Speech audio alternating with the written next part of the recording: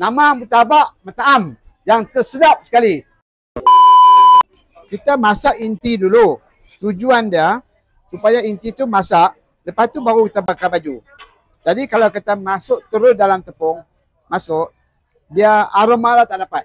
Sebab dia masak di dalam. Ini inti masak di luar. Lepas tu baru kita pakai baju. Jadi dia masak 2 kali. Memang kerja lebih sikit. Kerja lebih tapi dapat hasil dia yang terbaik punya. Jadi orang bila makan, rasa beza dia. Mutabak ni, Mutabak Mat'am ni dengan mutabak lain, beza dia memang terselah. Harga sekeping RM5. Ayam RM5, daging pun RM5. Kita selaraskan. Sekeping RM5. Ambil mana pun RM5. Jadi senang orang nak beli. Tujuan kita buat macam ni, nak dapatkan cita rasa yang sebenar mutabak. Sebab dia masuk rempah-rempah, lempah ratus tu semua kita buat sendiri punya rempah. Bukan beli yang siapnya macam rempah kari ke apa ke.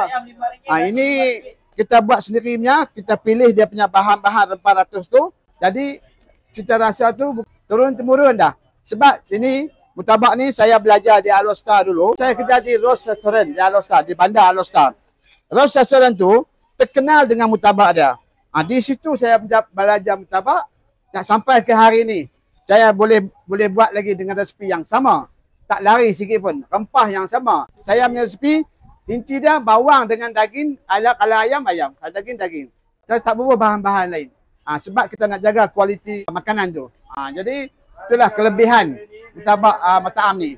Walaupun kita dapat keuntungan yang sikit, tapi kita dapat nama yang baik. Nama Mutabak Mat'am yang tersedap sekali. InsyaAllah boleh dapat di restoran Al-Mat'am di Stesen 18 Ipoh.